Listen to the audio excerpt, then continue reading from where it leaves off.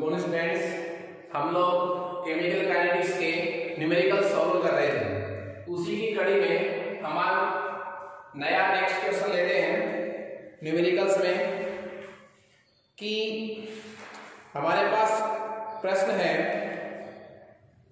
कि एक अभिक्रिया है और उस अभिक्रिया में प्रथम कोटि की अभिक्रिया आपको दी गई है। एक प्रथम कोटि की अभिक्रिया का वेग स्थिरांक आपको दे रखा है। आपको क्वेश्चन में प्रथम कोटि अभिक्रिया के वेग स्थिरांक, जिसको मैं क्या कहूंगा K1, प्रथम कोटि अभिक्रिया का वेग स्थिरांक K1 की वैल्यू आपको दे रखी है 8.15 गुणा 10 की घात -3 सेकंड इनवर्स। ये आपको K1 की वैल्यू दे रखी है। इस अभिक्रिया में अभिकारक की 5 ग्राम मात्रा को घटकर 3 ग्राम होने में कितना समय लगेगा। वो कह रहा है जिसको R की मात्रा है वो 3 ग्राम से कितना होने में 2 ग्राम होने में कितना समय लगेगा। ये आपका प्रश्न है।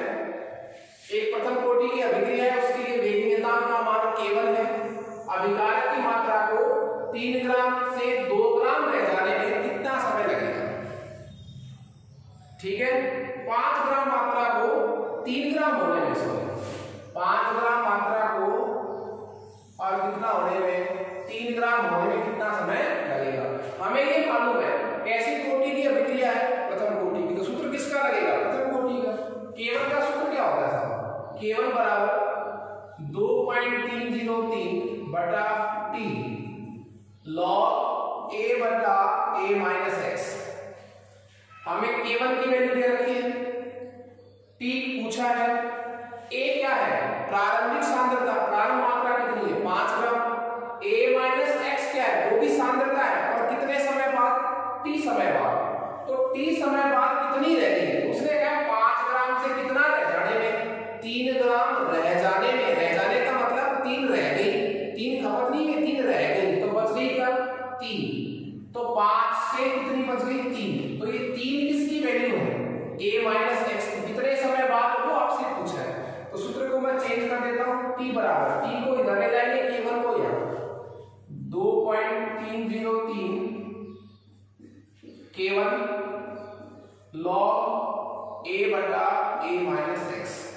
ये आपके पास सूत्र आ गया साहब। आपको करना क्या है, इसमें मान रखने हैं। K1 का मान ये रहा साहब, तो ये K1 का मान दे दिया आपको। A क्या है प्रारंभिक सांद्रता, कितना हो जाएगा 5 ग्राम। A माइनस x कितना हो जाएगा 3 ग्राम। आपके पास किसकी वैल्यू आ जाएगी T की। इसको कैसे सॉल्व करेंगे आप, log 5 ग्राम बटा 3 ग्राम, ग्राम से ग्राम तो कट जाएगा। तो इसको कैसे लिखूंगा मैं, इसको लिखूंगा log 5 की वैल्यू में से log 3 की वैल्यू को मैं घटाऊंगा साहब। log 5 की वैल्यू से किसको घटाऊंगा, log 3 की वैल्यू को। तो आंसर जो आएगा वो आएगा 0.221। log की सारणी से अपन देख सकते हैं। ऐसे सवाल बोर्ड एग्जाम में नहीं आते। क्यों नहीं आते, क्योंकि हमें बोर्ड के पेपर में log की टेबल दी हुई नहीं आती। बस ये आपको प्रैक्टिस करनी है कि किस प्रकार हमें ये वैल्यू रखनी है। तो जिसमें log की वैल्यू जैसे log 2, log 3, log 10 वगैरह तो कॉमन है, पर log 7, log 9, log 2.10 इस तरह की बड़ी वैल्यू आती है तो हमें log की टेबल चाहिए। तो ऐसे सवालों का आपको तरीका आना चाहिए कि कैसे सॉल्व करते हैं। तो log 5 की वैल्यू सारणी में देखकर, log 3 की वैल्यू को सारणी में देखकर हम माइनस करेंगे तो आंसर कितना आएगा 0.221। आप यहां वैल्यू रख देंगे तो किसकी वैल्यू आ जाएगी T। नेक्स्ट क्वेश्चन है आपके पास, देखिए परमताप 298 केल्विन में 10 केल्विन की वृद्धि होने पर रासायनिक अभिक्रिया का वेग दोगुना हो जाता है। प्रश्न ये कह रहा है कि जब मैं 298 केल्विन में T1 की वैल्यू कितनी होगी 298 केल्विन, 298 केल्विन में 10 केल्विन की वृद्धि कर दूं तो T2 कितना हो गया साहब, T2 हो गया 308 केल्विन। 10 केल्विन की वृद्धि होने पर रासायनिक अभिक्रिया का वेग दोगुना हो जाता है। वेग दोगुना हो गया। यदि पहले मैं वेग नियतांक कितना मानूं, वेग नियतांक वेग को प्रदर्शित करता है, कितना मानूं K। बढ़ाने पर वो क्या कह रहा है, वेग क्या हो गया बाद में दोगुना, तो ये तो पहले और ये बाद में वेग नियतांक कितना हो जाएगा, पहले का कितना गुना, दोगुना। सवाल यही तो कह रहा है कि ताप में 10 डिग्री की वृद्धि करने पर वेग नियतांक मतलब वेग पहले से दोगुना हो जाता है। क्लियर है? यदि हो जाता है, इस अभिक्रिया के लिए सक्रिय ऊर्जा की गणना कीजिए। आपसे पूछा क्या है, किसकी वैल्यू पूछी है, सक्रिय ऊर्जा की वैल्यू पूछी है। तो आपको फॉर्मूला क्या लगाना है, सक्रिय ऊर्जा का। हमने एक फॉर्मूला पढ़ा था, log K2 बटा K1 is equal to EA upon 2.303 R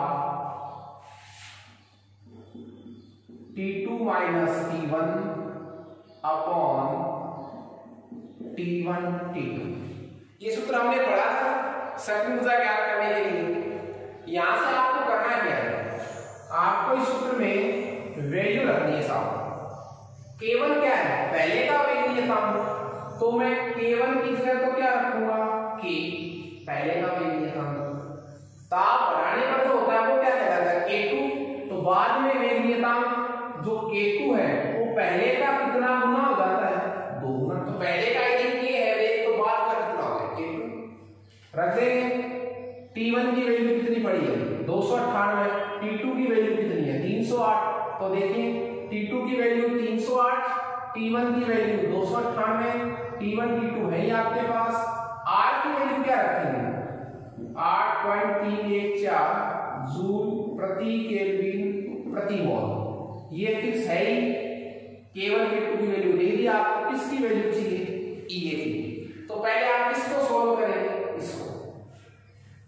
तो रखिए मान, ये हो जाएगा log 2K बटा K। मैंने केवल K2 की वैल्यू याद रखी समीकरण में, बराबर। देखिए यहां से K से K कट जाएगा, तो log 2 का आंसर कितना आएगा, वही लिख देता हूं डायरेक्ट में, 3010। log 2 का आंसर क्या आ गया हमारे पास, 3010 बराबर EA 2.303। R की वैल्यू रख दीजिए 8.314, मार्कर भी लिख रहा हूं एक बार। T2 माइनस T1 कितना आएगा, 10 केल्विन बटा T1 गुना T2, तो 298 केल्विन और बोलिए 308 केल्विन, और दोनों ही किसमें है, केल्विन। ठीक है, 8.3 जूल प्रति केल्विन प्रति मोल। तो आपके पास जो आंसर है, जब आप क्रॉस मल्टीप्लाई करेंगे पक्षांतर करके, तो जो EA की वैल्यू है वो किसमें आएगी, इसका कोई मार्कर नहीं है, इसका भी कोई मार्कर नहीं है। केल्विन स्क्वायर है, 1 केल्विन से तो 1 केल्विन कट गया, इधर से ये कट गया, तो रह क्या गया आंसर, किसमें आएगा, जूल प्रति मोल में। जो भी आंसर आएगा बहुत अच्छे सवाल है दोनों। ये तो वेरी इंपॉर्टेंट क्वेश्चन है, बहुत अच्छा सवाल है। इसके बाद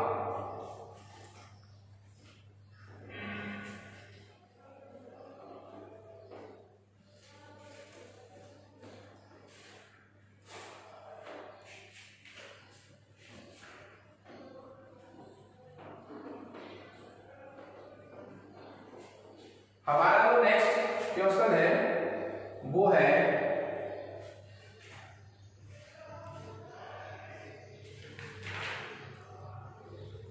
देखिए निम्न अभिक्रियाओं के वेग व्यंजकों से उनकी अभिक्रिया कोटि और वेग स्थिरांक की इकाई बतानी है आपको। मैंने आपको बताया था, कोई आपको समीकरण दे रखी है, उसका वेग नियम दे रखा है, तो आप उससे कोटि बता सकते हैं। जैसे एक एग्जांपल मैं ले रहा हूं, 3NO, ये कोई समीकरण है 3NO, और उससे क्या बन रहा है, NO2। कोई समीकरण है, मैंने इसको बैलेंस नहीं किया है। इस अभिक्रिया के लिए आपको वेग क्या दिया गया, वेग बराबर K और NO का होल स्क्वायर, ये दिया गया है वेग समीकरण। उसने पूछा क्या है, उसने पूछी है कोटि, कोटि पूछा है और वेग नियतांक का मात्रक पूछा है। ऐसे बहुत सारे एग्जांपल इसमें, एक का पैटर्न आपको बता रहा हूं। ये एक अभिक्रिया आपको दे रखी है, अभिक्रिया का वेग समीकरण आपको दे रखा है सवाल में। आपसे क्या पूछा है, कोटि, और कोटि आने के बाद उसके वेग नियतांक का मात्रक। तो क्या हो जाएगा, कोटि कैसे पता करते हैं? मैंने कोटि की परिभाषा बताई थी आपको कि किसी रासायनिक अभिक्रिया के लिए निर्धारित या लिखे गए वेग समीकरण में सांद्रता के पद के घातांक का जो योग होता है वो क्या होती है, अभिक्रिया की कोटि होती है। तो कोटि कितनी आ गई साहब, n = 2, तो काटी का आंसर तो कितना आ गया, 2 आ गया।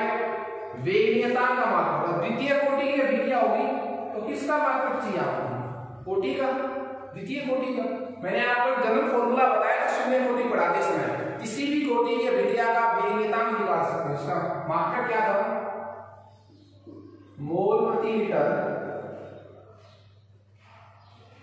सेकंड इनवर्स, और मैं यहां जो है वो लिखूंगा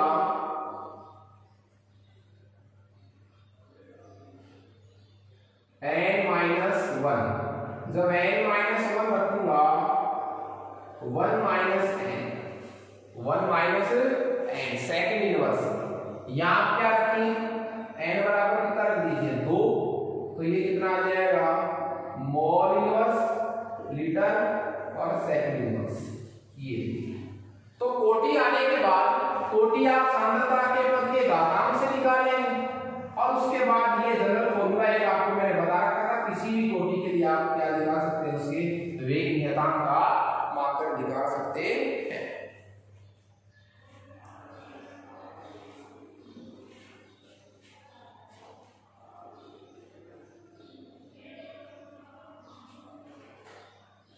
उसके बाद हमारा नेक्स्ट क्वेश्चन है,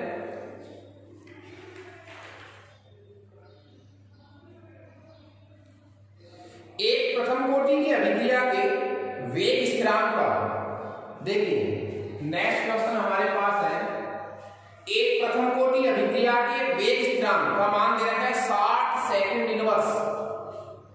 कोटि कौन सी है, प्रथम, तो प्रथम कोटि के वेग नियतांक का मतलब क्या हो गया, K1 की वैल्यू दे रखी है 60 सेकंड इनवर्स, ठीक है। उसके बाद अभिक्रिया को अपनी प्रारंभिक सांद्रता का 1/16वां भाग रह जाने में, वो कह रहा है अभिकारक की सांद्रता कितनी रह जाए, 1/16। तो मैं स्टार्टिंग को कितनी मान लूं, 1, और बची भी कितनी बता रहा है, इसकी 1/16, तो इसकी 1/16 कितनी होगी, 1/16। इतनी रह जाने में कितना समय लगेगा, ये तो आपसे पूछा क्या है, t। सवाल को वापस से रिवाइज कर रहा हूं। एक प्रथम कोटि अभिक्रिया है, उसके वेग नियतांक का मान कितना है, 60 सेकंड इनवर्स, प्रथम कोटि है। वो कह रहा है अभिकारक की प्रारंभिक सांद्रता कितना रह जाने में, 1/16वां रह जाने में, ये a-x क्या होता है, जो रह गया वो, तो कितना रह गया, 1/16, मतलब 16 में से कितना बार रह गया, 1 बार, ठीक है। तो टोटल सांद्रता को मैं कितना मान लूंगी, 1, तो बची हुई सांद्रता कितनी होगी, 1/16। आपसे पूछा है कि प्रारंभिक सांद्रता को कितना हो जाने में, 1/16वां रह जाने में कितना समय लगेगा। कोटि जो कि उसने कितनी बताई है, प्रथम, तो प्रथम कोटि अभिक्रिया में फॉर्मूला लगा दीजिए आप, K1 बराबर 2.303 अपॉन T log A/A-x, ये आपके पास फॉर्मूला है। हमें पूछा क्या है, T, तो T को इधर ले जाएंगे, K1 को इधर ले जाएंगे, T, और यहां क्या आ जाएगा, K1। करना क्या है, K1 की जगह वैल्यू क्या आ जाएगी, 60 सेकंड इनवर्स, A की जगह 1, A-x की जगह 1/16। मैं इस वाले पोर्शन को सॉल्व कर रहा हूं, ये तो आपको पता है सिंपली, तो जाएगा, देखिए log A की जगह 1 बटा a माइनस x की जगह कितना रखो 1 बटा 16, तो 1 बटा 16, तो लोग ये 16 ऊपर चले जाएंगे, कितना बच गया 16। लोग 16 क्या होता है, लोग 16 क्या होता है, 16 को मैं ऐसे लिख सकता हूं लोग 4 गुणा 4 लिख सकता हूं ऐसे, और मैं इसको ज्यादा भी आपको नहीं बताऊं तो 2 गुणा 4 4 4 2 की घात कितना हो गया साहब 4 हो गया, 2 की घात कितना हो गया 4।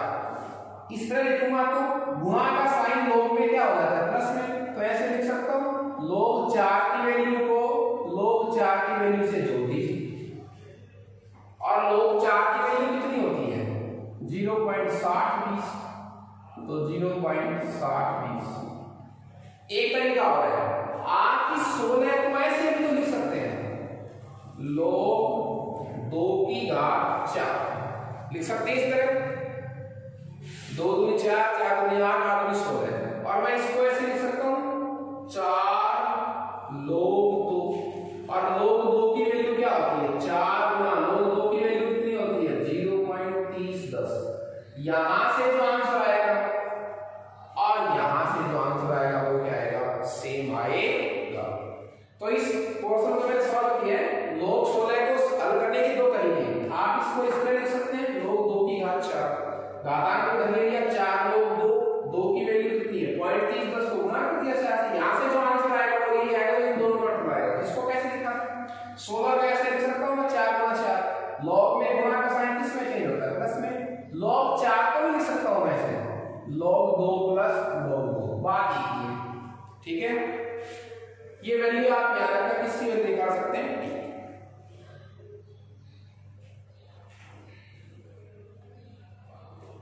आज हम जो क्वेश्चन कर रहे हैं वो बहुत ही इंपॉर्टेंट है, टिपिकल भी है।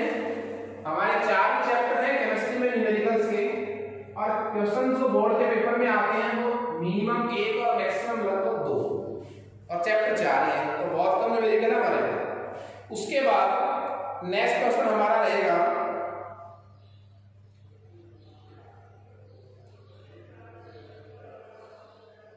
दर्शाइए कि प्रथम कोटि की अभिक्रिया में 99% सवाल हमारे पास अभी था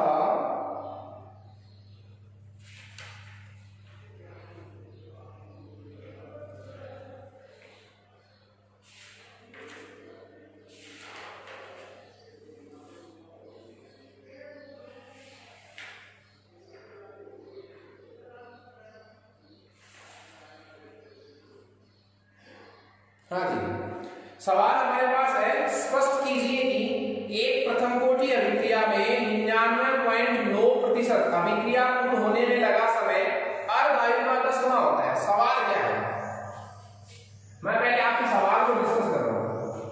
सवाल ये है कि प्रथम कोटि ही तो अभिक्रिया है साहब, प्रथम कोटि ही तो क्या है अभिक्रिया, और 99.9%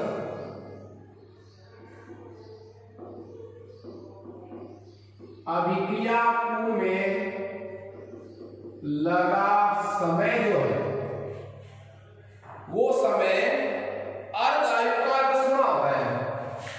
अर्ध आयु का मतलब 50% अभिक्रिया पूर्ण में लगा समय। ये एक दूसरे का क्या बता रहा है, दुगना बता रहा है। कहने का मतलब क्या हुआ कि T 99.9% बराबर 10 गुना T 50%। ये आपसे अगला सॉल्व करना चाहते हैं।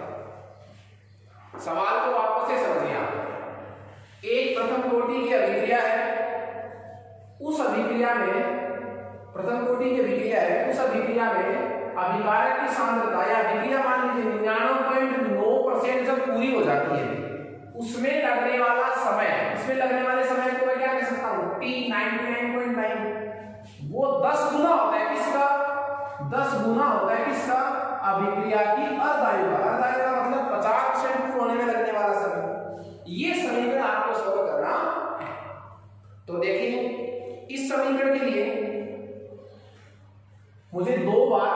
कोटि के फॉर्मूले लगा दें। तो प्रथम कोटि का फॉर्मूला क्या हो जाएगा, K1 बराबर 2.303 अपॉन T log A बटा A माइनस एक्स, ये फॉर्मूला है प्रथम कोटि का। हमें T चाहिए तो K1 को इधर ले आएंगे आप, K1 को इधर और T को इधर। यह सूत्र हमें कितनी बार निकालना है, 2 बार। देखिए 50% के लिए तो हमारा पहले से डेरिवेशन रहता है, चूंकि T हाफ, जिसको मैं क्या कह सकता हूं, T 50%, मतलब क्या हुआ, 50% अभिक्रिया को पूर्ण होने में लगने वाला समय, वो हमारे पास फिक्स होता है 0.693 अपॉन K1, समीकरण नंबर 1। तो 50% अभिक्रिया को पूर्ण होने में लगने वाला समय कौन सा है साहब, ये है। इसका 10 गुना कौन होता है, 99.9, तो निकालिए। इसी सूत्र को हम T 90.9% के लिए अप्लाई करेंगे। तो देखिए T इसी सूत्र में रखिए, मानना T 99.9% इजिकल 2.303 अपॉन K1, हमें वैल्यू तो हमें दी ही नहीं है, तो तुलनात्मक में कट जाएंगे K1 से लॉग।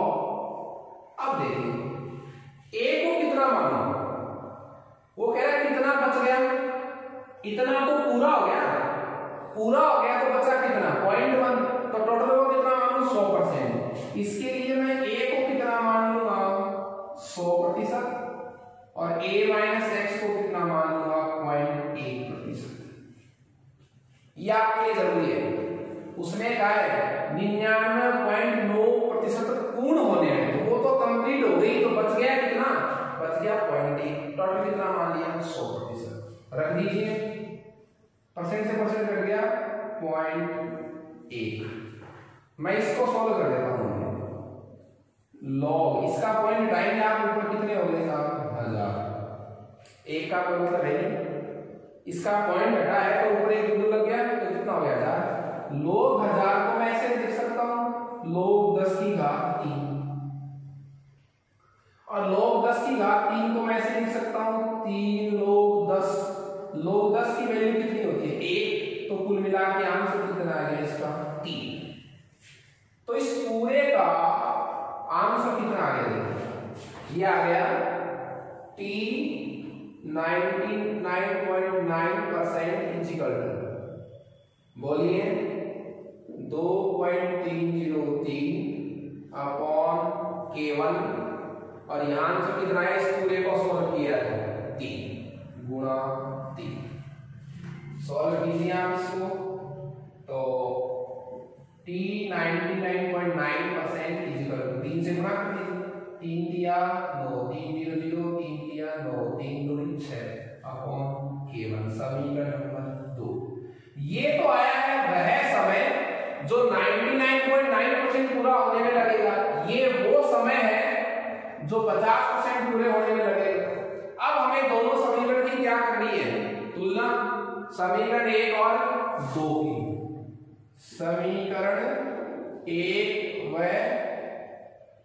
2 की क्या करें, तुलना। तो तुलना करेंगे तो लिख सकते हैं अपन, तुलना करने का मतलब क्या होगा, हमें लिखना है T 99.9% अपॉन T 50%। तो पहले 99 का फॉर्मूला कौन सा है, यही फॉर्मूला है, तो लिखिए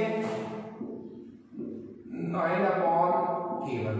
अब T 50 वाले फॉर्मूले को नीचे लिखना है, नीचे लिखने के बजाय उल्टा करके ऊपर लिख दो, अपॉन, बोलिए K1 0.693, ठीक है, K1 से K1 कट गया, तो T 99% अपॉन T 50%। ये देखिए आप, ये एक दूसरे का लगभग कितना गुना है, 10 गुना है, तो लगभग कितना गुना हो गया 10। इसको मैं और चेंज करके लिख सकता हूं, T 99.9% is equal to T 50% is equal to 10। ये हमारे पास फॉर्मूला आ गया। इस क्वेश्चन को सुनिए, आप डिवाइड कर रहा हूं मैं, वेरी इंपॉर्टेंट क्वेश्चन है। सवाल था प्रथम कोटि अभिक्रिया के 99.9 पूरा होने में लगने वाला समय और 50% पूरा होने में लगने वाले समय में ये संबंध बता रहा है कि 50% में लगने वाला समय का 10 गुना कितना होता है 99.9 वाला। तो मैंने 50% पूरे होने वाले समय को तो सूत्र से बता दिया, ये हमने से पहले से पढ़ रखा है।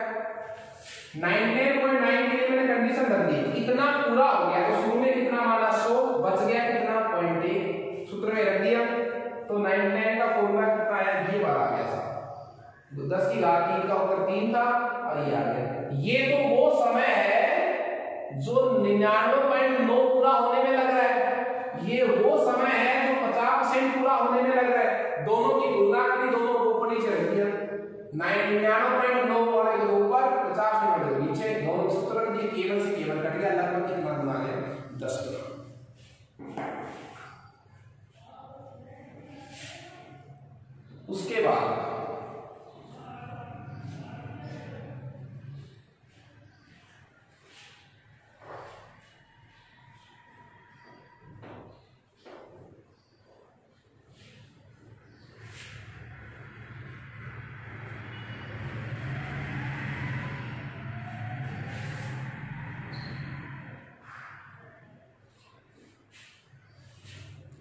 उसके बाद हमारा नेक्स्ट क्वेश्चन है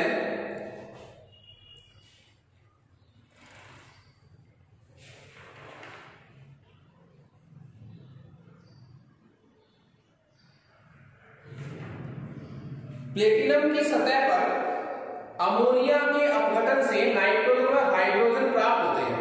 ये तो उसने स्टेटमेंट दिया है। स्टेटमेंट क्या है, सवाल ये कह रहा है कि किसकी सतह पर, प्लेटिनम की सतह पर अमोनिया का विघटन, अमोनिया का विघटन, बैलेंस कर लीजिए आप इसको, ये हो गया था अमोनिया का विघटन किसकी सतह पर, की सतह पर। कैसी कोटि की अभिक्रिया बता रहा है वो, बताओ, प्रथम कोटि की अभिक्रिया बता रहा है, लेकिन शून्य कोटि की, इस अभिक्रिया को क्या बता रहा है, वो शून्य कोटि की अभिक्रिया बता रहा है। वो कह रहा है प्लेटिनम की सतह पर अमोनिया के टुकड़े से क्या क्या बनते हैं, नाइट्रोजन और हाइड्रोजन। शून्य कोटि की इस अभिक्रिया का वेग स्थिरांक उसने हमें k0 की वैल्यू दी है सवाल में। ये कैसी कोटि की अभिक्रिया बता रहा है वो, शून्य कोटि की अभिक्रिया है। और शून्य कोटि की अभिक्रिया के वेग नियतांक का मात्रक अगला कितना बता रहा है, 2.5 गुना 10 की घात -4, 2.5 गुना 10 की घात -4 मोल प्रति लीटर प्रति सेकंड। ठीक है, तो हाइड्रोजन और नाइट्रोजन के बनने के वेग ज्ञात कीजिए। पूछा क्या है, नाइट्रोजन तथा हाइड्रोजन H2 के बनने के वेग, या तो ऐसे कह सकता हूं, या के बनने की क्या ज्ञात कीजिए, दर ज्ञात करो। ये दोनों शब्द आ सकते हैं सवाल, ये नए पैटर्न का सवाल है। सवाल में हमें शुरू में दिया गया था, वापस से सवाल को सुन लीजिए कि प्लेटिनम की सतह पर, प्लेटिनम की सतह पर अमोनिया का विघटन जब होता है तो नाइट्रोजन पर क्या प्राप्त होते हैं, हाइड्रोजन। तो अमोनिया का विघटन हो गया, प्लेटिनम की सतह पर नाइट्रोजन मिला, हाइड्रोजन मिला। कैसी कोटि की अभिक्रिया बता रहा है, शून्य कोटि की अभिक्रिया बता रहा है। शून्य कोटि के लिए k0 का मान दे रखा है उसने, ठीक है। नाइट्रोजन और हाइड्रोजन के बनने का वेग पूछा है या बनने की क्या पूछी है, दर पूछी है। जब भी हमें ऐसे सवाल पूछे जाए जिनमें बनाने की दर वगैरह पूछी जाए, अच्छा ये तो बनने के वेग है, अमोनिया के लिए संबंध होता तो क्या होता, मैं ये एक्स्ट्रा और जोड़ देता हूं इसमें, पूछ लेता अमोनिया के अपघटन की दर, अपघटन को मैं ऐसे भी कह सकता हूं ह्रास की दर भी आप ज्ञात कीजिए। ये मैंने अलग से बड़ा सवाल है। देखिए ऐसे सवालों में आपको करना क्या है, जब भी इस तरह बनने की दर, अपघटन की दर पूछी जाए अभिक्रिया देकर,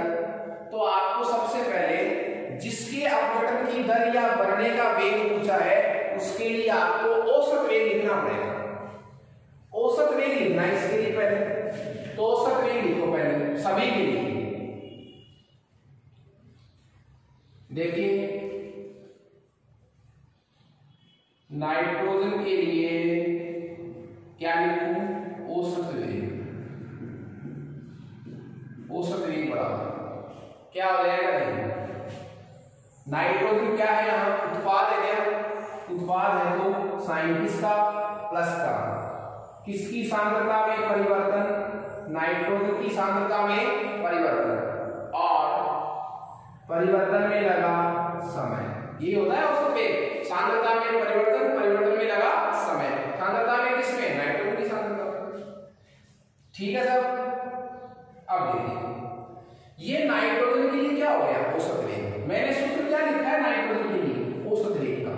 उसने औसत वेग नहीं पूछा है, उसने क्या पूछा है, नाइट्रोजन के बनने का वेग, बनने की दर, उत्पादन की दर भी कह सकता हूं मैं, बनने की दर, बनने का वेग या उत्पादन की दर पूछी है। दर कहां है, ये है साफ दर, इसकी वैल्यू पूछी आपसे, इसकी वैल्यू पूछी है तो इसकी वैल्यू आ जाएगी, किसके बराबर दे रखा है, औसत वेग की।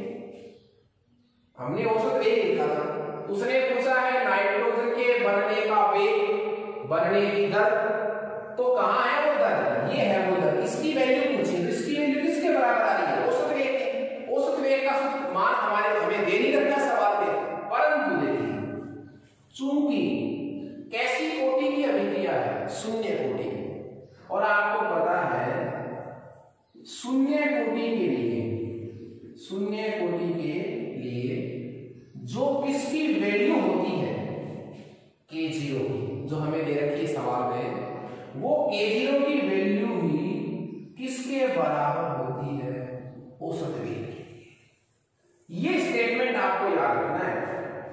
हमें इसकी वैल्यू चाहिए थी जो किसके बराबर आ रही थी, औसत वेग के बराबर आ रही थी। औसत वेग का आंसर हमें सवाल में दे नहीं रखा, हमें तो किसकी वैल्यू दे रखी है, K0 की। परंतु शून्य कोटि अभिक्रिया के लिए जो K0 होता है वही क्या होता है, औसत वेग, मतलब उसका जो वेग नियतांक होता है वो किसके बराबर होता है, औसत वेग के। इस बात को मैं रिवाइज करवा सकता हूं। हमने शून्य कोटि अभिक्रिया का अवकलित वेग समीकरण लिखा था, dx/dt बराबर K0, आपको याद आ रहा होगा, अवकलित वेग समीकरण। शून्य कोटि अभिक्रिया का जब हमने अवकलित वेग समीकरण लिखा था वो ये लिखा था dx/dt बराबर K0। ये क्या है dx/dt, ये वेग ही तो है, इसका मतलब जो वेग होता है वही किसके बराबर होता है, K0 की। तो उसने औसत वेग का उत्तर देने की बजाय किसका उत्तर दिया है, K0 का। अब हमें ये समझना है कि जो K0 मिला है एक्चुअली वही क्या है, औसत वेग। तो हमें बनने की दर पूछनी थी, हमें क्या चाहिए था, नाइट्रोजन के बनने की दर, वो दर ये है साहब, तो N2 के बनने की दर, और दर क्या है, ये है साहब वो दर, del N2 upon del T, और ये किसके बराबर आ रही है, औसत वेग की। ये किसके बराबर आ रही है, औसत वेग की। और औसत वेग का किसके बराबर आ रहा है, K0 के। K0 की वैल्यू कितनी है हमारे पास, ये तो बनने की दर कितनी आ गई, 2.5 गुना 10 की घात -4 मोल प्रति लीटर प्रति सेकंड। ये बस ये आ गई हमारे पास फर्स्ट ऑप्शन, क्या, किसके बनने की दर, नाइट्रोजन के बनने की दर, बनने की दर, उत्पादन की दर, ठीक है। या अपघटन की दर जब पूछी जाती है तो पहले उसके लिए हमें औसत वेग लिखना पड़ता है। दूसरा सवाल किसके बनने की दर पूछ रहा है, हाइड्रोजन के बनने की दर पूछ रहा है, तो हमारा स्मॉल बी ऑप्शन क्या है, H2 के बनने की दर, H2 के बनने की दर। अब देखिए H2 के बनने की दर पूछी है तो पहले H2 के लिए क्या लिखें, औसत वेग, जैसे नाइट्रोजन के लिए लिखा था, तो पहले क्या लिखेंगे, H2 के लिए औसत वेग। तो औसत वेग क्या हो जाएगा बताइए आप, औसत वेग बराबर हाइड्रोजन क्या है यहाँ पर, उत्पाद है, उत्पाद के लिए साइन किसका आएगा, प्लस का। जो इसका स्टोइकियोमेट्रिक गुणांक है वो अपॉन में चला जाएगा, 1/3। किसकी सांद्रता में परिवर्तन, N2 की तरह, डेल H2 अपॉन डेल। ये मैंने क्या लिखा है, ये मैंने लिखा है हाइड्रोजन के बनने की दर निकालने के लिए पहले हाइड्रोजन के लिए क्या लिखा, औसत वेग, और औसत वेग में क्या होता है, सांद्रता में परिवर्तन, परिवर्तन में लगा समय। हमसे औसत वेग नहीं पूछा है, हमसे क्या पूछा, हाइड्रोजन के बनने की दर। दर कहाँ है, ये है वो दर। जैसे मैंने कहा था ना, नाइट्रोजन के लिए बनने की दर कहाँ की, तो हाइड्रोजन के बनने की दर कौन सी, ये हमें इसकी वैल्यू चाहिए, तो इसको पक्षांतर कर लीजिए, साइन के प्लस का है, del H2 upon del T बराबर 3 को इधर ले आइए, 3 गुणा औसत वेग, तो 3 गुणा औसत वेग कहाँ है, औसत वेग तो सवाल में दे नहीं रखा, लेकिन आपको पता है जो अभिक्रियाएं कैसी होती हैं, शून्य कोटि। शून्य कोटि अभिक्रिया के लिए जो K0 होता है वही उनका औसत वेग होता है। तो औसत वेग तो K0 क्या है, ये तो यही इसका क्या हो गया, औसत वेग। शून्य कोटि अभिक्रिया के लिए जो औसत वेग होता है वही क्या होता है, K0। तो K0 होता है वही औसत वेग होता है, तो औसत वेग क्या है, किसकी वैल्यू है, K0 की वैल्यू। तो 3 गुणा 2.5 गुणा 10⁻⁴ मोल प्रति लीटर प्रति सेकंड। आप इससे गुणा करके इसका आंसर निकाल सकते हैं। तो ये था हाइड्रोजन के बनने की दर। इसी क्रम में ये दो ही हमसे सवाल पूछे गए थे, हमसे प्रश्न ये पूछा गया था नाइट्रोजन का हाइड्रोजन के बनने का क्या बताइए दर। आपसे क्या पूछ लिया जाता, अमोनिया के अपघटन की दर। दर वगैरह जब भी पूछ जाए पहले अमोनिया के लिए क्या लिखो, औसत वेग। तो अमोनिया का औसत वेग क्या हो जाएगा, औसत वेग बराबर साइन तो किसका, माइनस का। क्यों, क्योंकि ये क्या है, अभिकारक। गुणांक जो है वो अपॉन में 1/2। किसकी सांद्रता में परिवर्तन, अमोनिया की सांद्रता में परिवर्तन, परिवर्तन में लगा समय। हमें अमोनिया के अपघटन की दर पूछता, दर कहां है, दर है साहब ये ह्रास की दर, तो minus del NH3 upon del T। Minus में इधर क्यों ले आया, उधर ही क्यों रखा है, क्योंकि ये जो दर है ना, ये बढ़ने की दर नहीं है, ये किसकी दर है, घटने की दर है। अमोनिया क्या हो रहा है, घट रहा है, तो ये पूरा क्या कहलाएगा, इसका मतलब क्या हो गया, दर तो है लेकिन किसकी दर है, घटने की दर है। घटने की दर है, 2 को इधर ले आइए आप, 2 गुणा औसत वेग। औसत वेग का सूत्र मान आपके पास है ही, यहां से ये गुणा कर लीजिए, ये इसकी क्या आ जाएगी, अपघटन की दर। तो ये बड़ा सवाल था, बड़ा लॉजिकल सवाल है। इसके बाद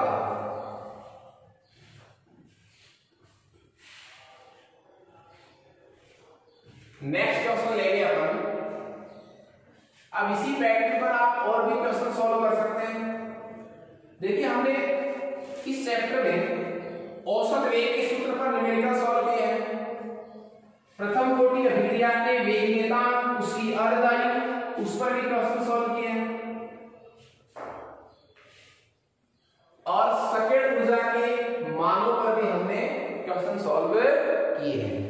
एक क्वेश्चन और लेंगे अपन।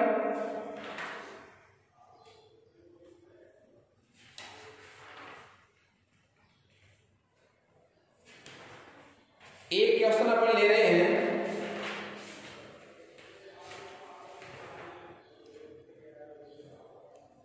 कि कार्बन 14 के रेडियो एक्टिव क्षय की अर्धआयु 57-30 वर्ष दे रखी है, तो क्षय स्थिरांक केवल क्या होगा। आपको बताया था रेडियो एक्टिव विघटन जितने भी हैं, जो अर्धआयु है, रेडियो एक्टिव प्रकार की जो विघटन अभिक्रियाएं हैं वो कैसी कोटि की मानी जाती है, प्रथम कोटि की मानी जाती है। जितनी भी रेडियो एक्टिव प्रकार की अभिक्रियाएं हैं वो सब क्या मानी जाती है, प्रथम कोटि की मानी जाती है।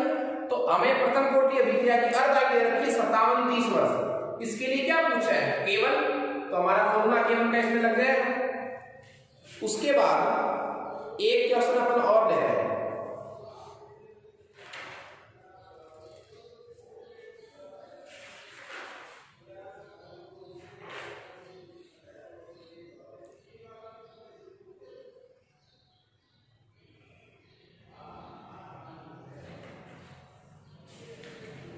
ताप में 293 केल्विन से 313 तक की वृद्धि करने पर सवाल देखिए क्या है, वो कह रहा है ताप में वृद्धि कर रहा है साहब। पहले ताप कितना बता रहा है, T1 की वैल्यू, ताप में 293 केल्विन से 313 केल्विन तक की वृद्धि।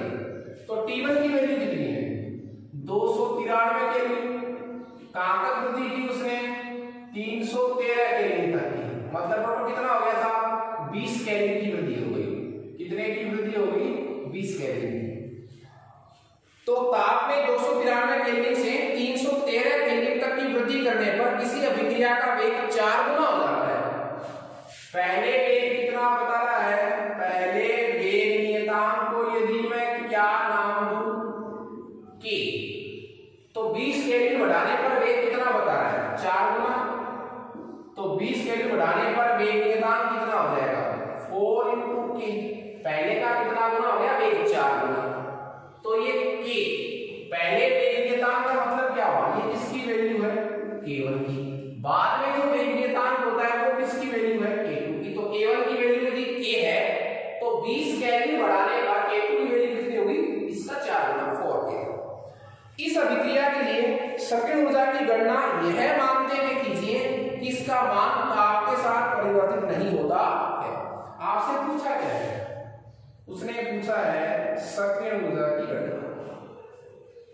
हमारे पास सूत्र है वही log K2 बटा K1 EA अपॉन 2.303 R और T2 minus T1 upon T1 T2। Clear है, आपको करना कुछ नहीं है, पहले इसको सोल्व कर रहे हैं। log K2 की जगह क्या वैल्यू रखूं, 4k।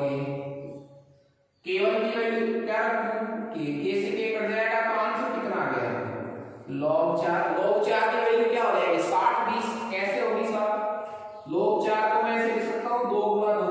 log 2 की वैल्यू क्या होती है, 30 10। गुणा का साइन प्लस में हो जाता है, 30 10 30 10 कितने हो गए, 60 20। तो इनकी वैल्यू हो गई 0.60 20 बराबर, ये मैंने सॉल्व कर दिया इस पूरे को, आंसर कितना आ गया, 60 20।